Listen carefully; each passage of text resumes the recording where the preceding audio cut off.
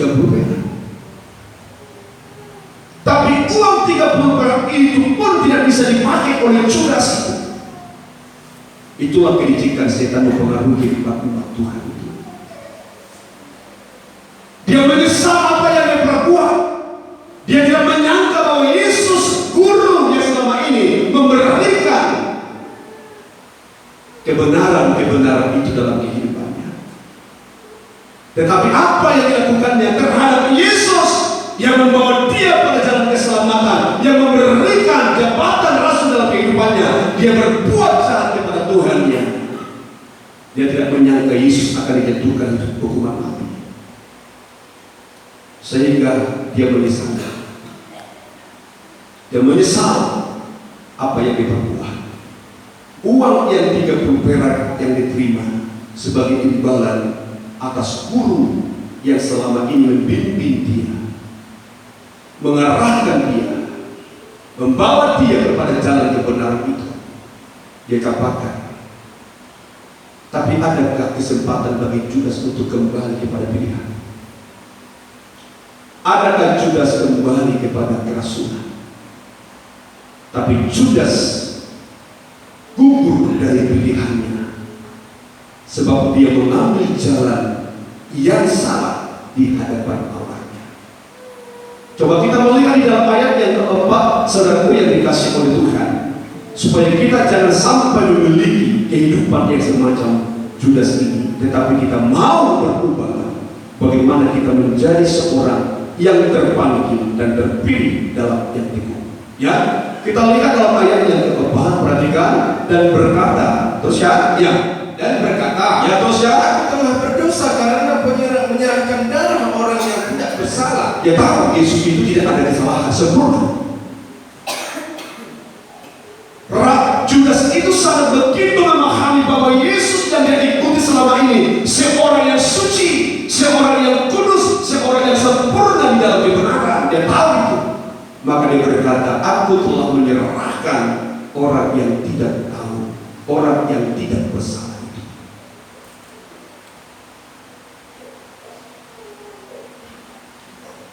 Apakah bisa dikembalikan? Ini yang menjadi hal yang perlu kita renungkan kalau kita sempat sembrono di dalam pelayanan kita atau jabatan yang kita terima dari Tuhan. Coba apa yang terjadi? Perhatikan baik-baik, puji Tuhan. Apa urusanmu dengan kami itu? Terus ya, tetapi jawab mereka, ya, apa urusan kami dengan itu? Ya, terus itu urusanku sendiri. Oh, tadi kan sekongkol. Ya, itu begitu luar biasanya setan itu mempengaruhi kehidupan manusia itu. Tadi kan sekongkol. Imam-imam ahli takwa menghasut Judas. Hasutan itulah membuat Judas semakin memberikan kesempatan atas dirinya untuk menyakiti hati Tuhannya. Dihasut. Judas ini dihasut oleh para imam ini. Coba itu serahkan, nanti kamu akan mendapat imbalan sendiri. Saya berpikir seorang rasul mendapatkan hasutan yang semacam ini, seorang imam yang mendapatkan hasutan ini, saya mengatakan imam yang tidak memiliki memiliki satu hikmah dari Tuhan. Sebab memang banyak manusia yang terpengaruh hasutan pada waktu itu, termasuk orang banyak menghasut supaya Yesus itu disalibkan. Tetapi kalau saya berkata seorang rasul yang selama ini bersama dengan Tuhan, apakah mungkin masih dapat menerima hasutan-hasutan? Ada apa yang terjadi dalam hati Judas itu? Kok bisa dihasut? Seorang imam yang selalu benci kepada Yesus, ahli takwa yang selalu bermusuhan dengan Yesus, yang lihat itu, dia tahu ahli takwa dan imam-imam tidak suka Yesus, tetapi orang-orang itulah yang dapat menghasut Judas. sehingga Judas terjerumus dalam hasutan. Saya pernah bicara dengan 2 jemaat yang pernah tergembala. Bisa saya bertemu, saya bicara dengan berani. Saya berkata, sebenarnya tujuan saya yang terutama, mana tahu ada kekuranganku, ada kesalahanku, supaya ada penyelesaian. Itu tujuan utama. Saya berkata, mengapa kamu pindah dari pengembangan Semalingkar ini? Apakah ada kekuranganku? Yang satu berkata, saya mau jujur, saya mau minta maaf. Sebenarnya tidak ada yang salah dalam bohong. Tidak ada yang salah dalam pelayanan bohong.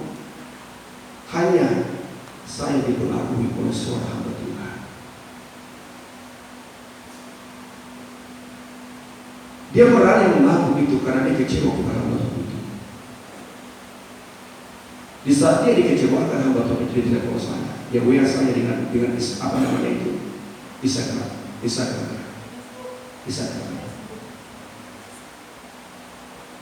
Saya mengatakan betapa jahatnya seorang hamba Tuhan yang bisa mempengaruhi atau menghasut umat yang sudah bergembala dengan baik.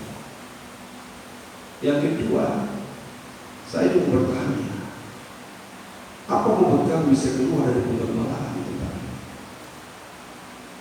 Dia berkata, pertama, aku malu karena aku sudah lama tidak datang. Masa? Jujur. Dia katakan, iya, saya baru menerima hasutan. Kalau kita menjadi seorang imam dihasut oleh kata-kata manusia, berarti kita tidak memahami kebenaran firman. Judas ini kan bersama-sama dengan Yesus. Kemana Yesus ada Judas? Berarti Judas selalu mendengarkan firman Allah dan melihat mujizat-mujizat yang diberikan, yang dinyatakan oleh Yesus. Sebab di mana Yesus, di situ ada Judas. Tapi dia mendapatkan hasutan dari ahli Taurat dan imam-imam. Maka sebenarnya itulah perbedaan dari Petrus dengan Judas ini. Petrus tidak mendapatkan hasutan dari siapa untuk menyangkal pribadi Yesusnya, tidak. Tetapi saja melihat Yesus menderita, dia merasa tidak sanggup dan tidak kuat. Bagaimana dia menghadapi sengsara itu? Tuhan kali lihat itu. Tapi Yesus melihat Judas ini. Kamu tinggalkan aku, kamu hianati aku oleh karena kamu kena hasutan. Berarti kamu tidak mencintai aku dengan hatimu yang tulus dan ikhlas itu. Ini yang membuat kehidupan kita. Bagaimana kita harus menghargai kebenaran firman yang kita terima itu. Sebab kalau kita menyadari dalam diri kita ini sebenarnya dikasih Tuhan, kita harus menyadari ada Roh Allah yang memberikan pengertian dan pemahaman akan kebenaran firman Allah, dan membuat kita tidak akan pernah bisa terhasut oleh manusia. Sebab firman Allah berkata dalam 1 Yohanes, kamu telah diurapi untuk kamu dapat memahami akan kebenaran firman Allah. Maka tidak perlu kamu lagi diajar kata firman Allah. Tetapi itulah yang terjadi banyak dalam kehidupan manusia, meninggalkan Allahnya, meninggalkan jabatan pelayanannya. Oleh karena apa? Sesuatu yang terjadi dalam hidupnya adalah hasutan-hasutan manusia dan jahat. Itulah juga. Kita harus menyadari itu dalam kehidupan kita selalu yang dikasih oleh Tuhan, supaya kita belajar berpegang teguh atas panggilan dan pilihan kita. Amin. Saya mengatakan ini dengan tegas, hanya satu tujuan, supaya kita berharga di mata Tuhan. Tidak ada yang lain.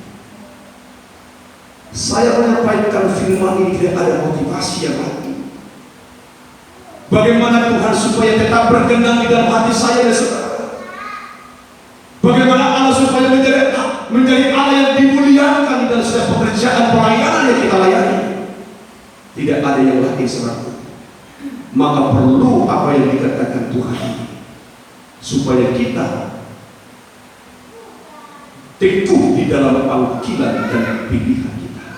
Sekarang kita sudah melihat Judas yang gugur dari pilihan dan panggilan itu. Saya tidak bicara yang lain, tapi yang saya lihat di dalam Alkitab yang paling menyata itu adalah Judas. Kita sadar itu. Bukankah Judas itu kan diri Tuhan? Di mana ada Tuhan, di situ ada Judas. Karena apa? Karena Judas seorang bendahara penginjilan Tuhan. Nah, sekarang apa yang harus kita lakukan supaya panggilan dan pilihan kita itu semakin teguh? Kalau kita melihat susunan surat itu dalam 2 Petrus pasal yang pertama, dalam ayat yang kita perhatikan sebentar, dalam ayat yang ke-8 itu ada Petrus berkata supaya kita mengenal Dia. Amin. Amin.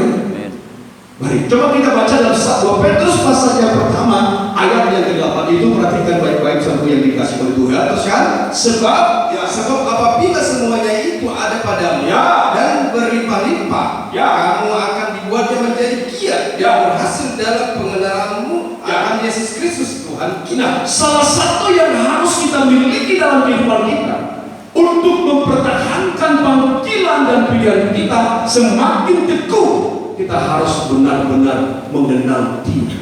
Amin. Sebab dikatakan oleh Petrus ini, saudara, nanti kita melihat dalam rantaian ini. Sebab Petrus berkata, seorang yang mempertahankan panggilan dan pilihannya untuk semakin teguh, maka dia harus menjadi seorang yang berhasil dalam pengenalan akan Yesus. Amin. Kita harus mengenal Dia lebih baik. Dan kalau kita mengenal Yesus dengan sungguh-sungguh, maka kita akan semakin mencintai Dia. Oleh karena kita semakin mencintai pribadi Yesus itu dalam kehidupan kita, maka saudara yang dikasihi oleh Tuhan, maka panggilan dan pilihan kita itu akan semakin teguh atas pengenalan kita akan Yesus itu. Puji Tuhan. Dan saya tidak yakin percaya Judas mengenal Yesus dengan benar, walaupun dia selalu ikut Tuhan, selalu iring Tuhan. Di mana Yesus meninggi, di situ ada Judas. Seandainya dia mengenal Yesus, dia tidak menjual Yesus harga 30 perak. Maka kita perlu pengenalan yang benar akan pribadi Allah itu.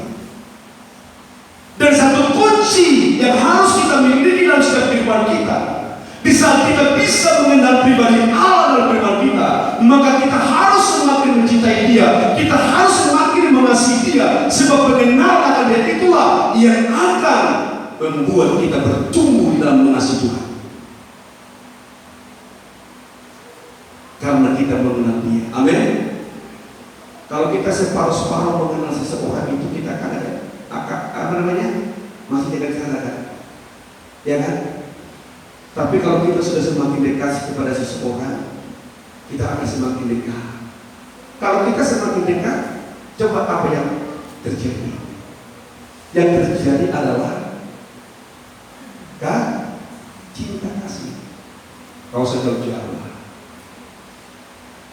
Yang orang tua sudah pernah alami, yang muda-mudi ada yang sudah alami, ada yang belum pernah mungkin alami, tapi alami.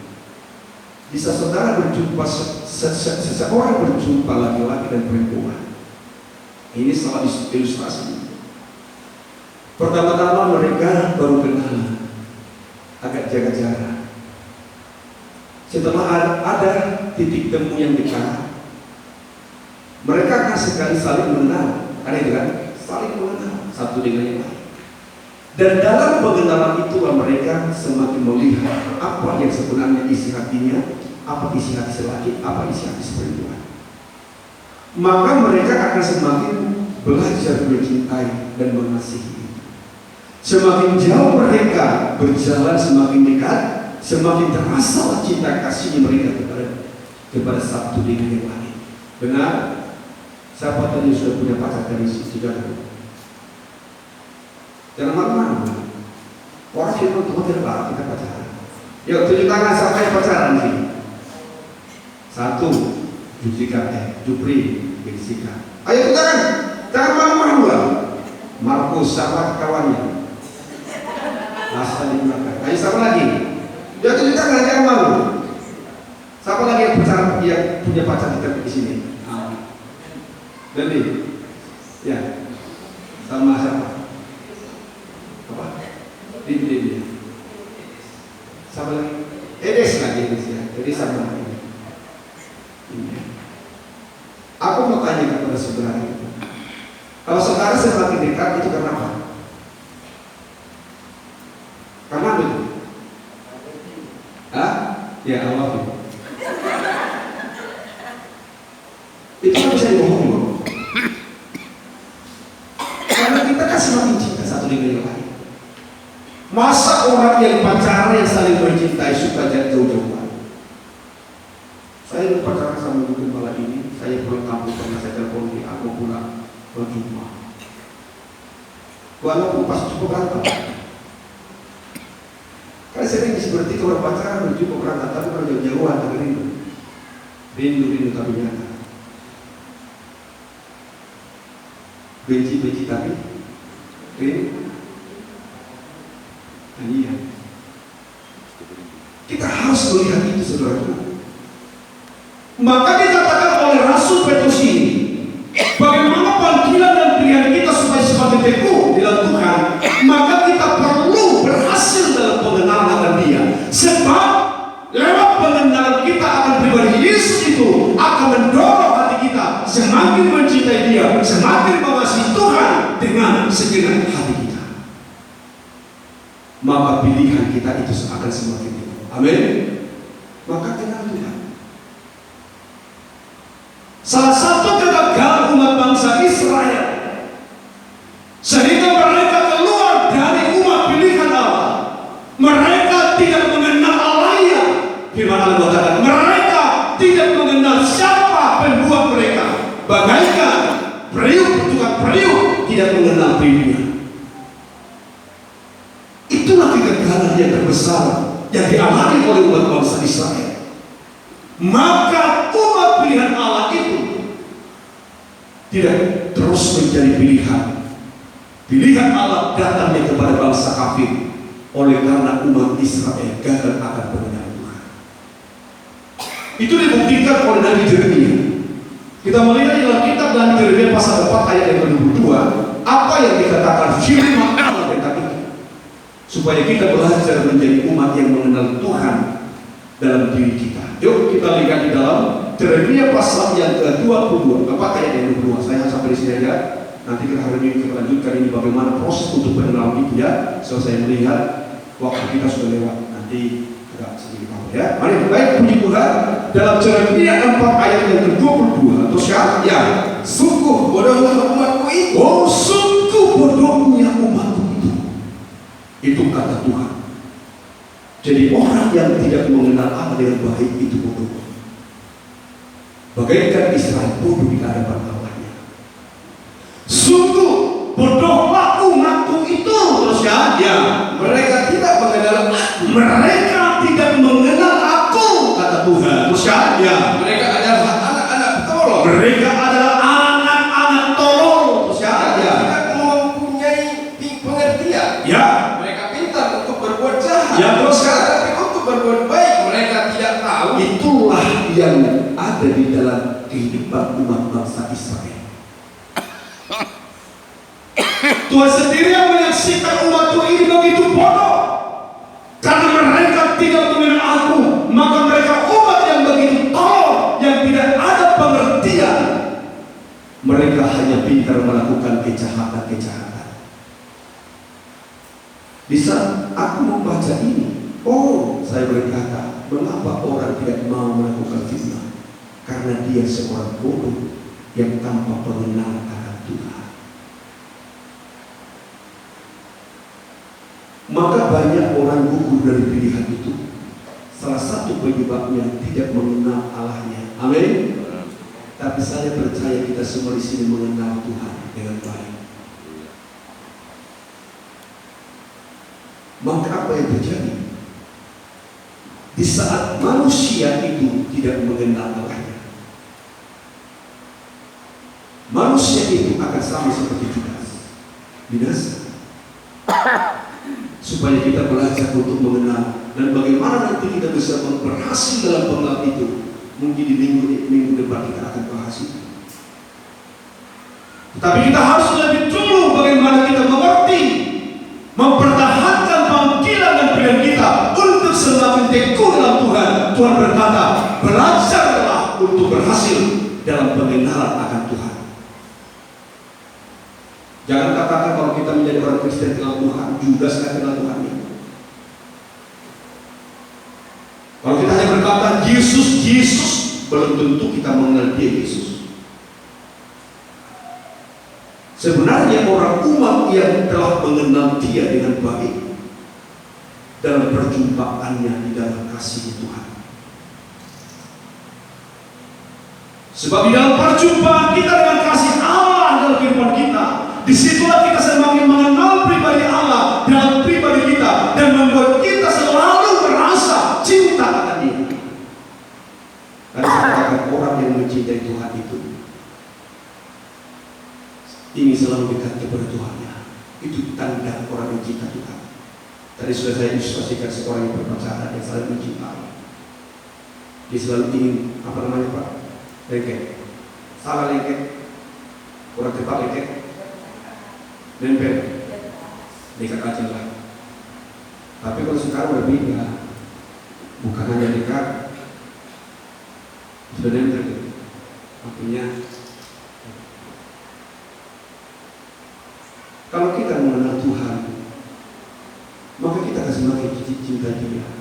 Kalau kita semakin cinta Tuhan, maka kita selalu lebih mendekatkan Tuhan. Amin. Amin ya. Itu tanda orang yang mencintai Tuhan. Gak mungkin seorang yang berpacaran itu, orang yang selalu mencintai itu, ingin jauh-jauhan. Gak mungkin. Tapi hatinya ingin selalu dekat. Siang dan malam. Kalau tidak, kalau bisa pagi, siang, sore dan malam. Tapi karena situasi yang membuat harus terpisah sejenak, apapun buat. Si laki bekerja, si perempuan juga bekerja, dan bertemannya cara. Tetapi itu hati yang mencintai. Di saat saya dan saudara berhasil mengenal pribadi Allah di dalam hati kita itu, maka itu akan membuat kita teguh dalam panggilan dan pilihan kita, karena ada kasih dalam hati saya. Amin. Amin. Perlu pengenalan. Terakhir ayat ini akan menjadi satu ayat yang harus mengingatkan kita. Dalam kitab Hosea pasal 4 ayat yang ke-6, Tuhan berkata kepada umatnya yang pernah menjadi umat pilihannya. Apa yang dikatakan Tuhan? Kita lihat dalam Hosea pasal 4 ayat yang ke-6. Puji nama Tuhan. Terus ya, umatku binasa karena tidak mengenal Allah. Umatku binasa, Judas binasa. Sekali lagi saya katakan, umatku binasa, Judas binasa, oleh karena tidak mengenal Allah.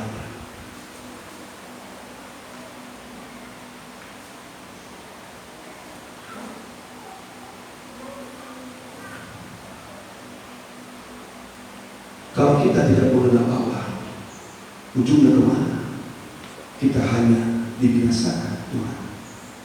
Maka Tuhan katakan, mari belajar berhasil kenal Tuhan.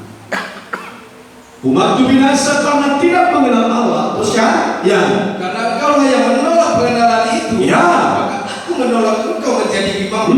Terus kan? Ya. Karena engkau melupakan pengajaran Allah, ya, maka aku juga akan melupakan anak. Bayangkan saudaraku yang dikasih Tuhan, di saat keadaan semacam ini terjadi bagi saya dan saudara, betapa ngerinya kehidupan kita sebagai umat Tuhan. Di saat kau menolak pengenalan itu, maka engkau akan kutolak menjadi umat pilihan. Tadi saya katakan pilihan itu imam. Di sini Tuhan mengatakan menolak engkau menjadi imam. menjadi pilihanmu. Mengerti ya? Mengerti kan? Mengerti kan? Amin. Bisa paham ini kan? Bicara tentang iman, bicara tentang pilihan. Di saat kita tidak mengenal, berhasil dalam mengenal akan pribadi Allah, satu kelak kita akan ditolak menjadi iman. Artinya ditolak menjadi pilihan.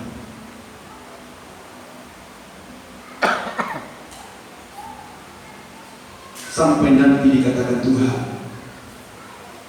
oleh karena ketidakpengenalanmu akan aku, sampai kita dikatakan, di sini dikatakan Tuhan akan melupakan keturunan kita. Sebab dikatakan, karena engkau telah melupakan pengajaran Allahmu, maka aku juga akan melupakan anak-anakmu. Kalau anak-anak kita dilupakan Tuhan, kalau aku berkata begini dalam hati saya, maka mana anak-anak itu? Kalau engkau tidak lagi menerima mereka menjadi umum, saya sebagai orang tua hancur. Kalau kita melihat anak-anak kita ditolak oleh Tuhan. Tapi saya sangat bersyukur kepada Tuhan. Saya melihat anak-anak kita seorang yang melayani Tuhan, artinya diterima Tuhan menjadi imam. Saya jujur dapat Tuhan itu kebanggaan bagi saya. Sekali lagi saya katakan, tidak ada yang membanggakan di saat anak-anak saya melayani Tuhan. Tidak sebanding dengan sukacita dalam hatiku di saat anak saya mendapatkan pekerjaan dunia, tapi tidak melayani Tuhan. Saya selalu berkata kepada anak-anak, bagi Bapak ini apa? Bapak bahagia di saat kamu melayani Tuhan di depan Allah. Kebanggaan sebagai anak Tuhan. Jika anak-anak kita diterima menjadi imam. Amin. Tetapi kalau kita sebagai orang tua melihat keturunan kita, anak-anak kita menjadi anak-anak yang tertolak di hadapan Allah, sebagaimana Tuhan berkata, aku lupakan anak-anakmu karena engkau tidak mengenal aku, maka aku tahu engkau imam dan anak-anakmu akan lupakan. Lihat jaminan Tuhan itu bagi kehidupan seorang imam itu. Maka saya katakan, hargai jabatan imam itu di hadapan Tuhan. Hargai pelayanan itu, hargai panggilan dan pilihanmu, sebab kita akan menerima satu janji yang besar dari Tuhan. Jangan sampai Tuhan melupakan anak-anak kita. Kita berdoa buat anak-anak, kita berjuang buat anak-anak, tetapi kita melihat anak kita hancur. Satu kehancuran Raja Daud sampai dia mampus asa di saat Absalom bukan menjadi pribadi yang takut akan Tuhan. Daud pada harga yang begitu besar, bagaimana dia ingin menyelamatkan anaknya Absalom. Tapi apa yang terjadi? Tuhan tidak berkemurahan buat Absalom. Tuhan lupa atas Absalom. Tuhan hanya mengingat Solomon. Karena di dalam hati Solomon ada hikmat Allah, ada pengenalan akan Allah. Maka saya mengajak kita hari ini, mari belajar. Hargailah panggilan dan pilihan. Saya selalu berkata, hargai panggilan dan pilihan itu. Saudara dipilih, itulah dengan bayar harga yang mahal, darah Kristus yang tertumpah. Mari kita tutup mata kita.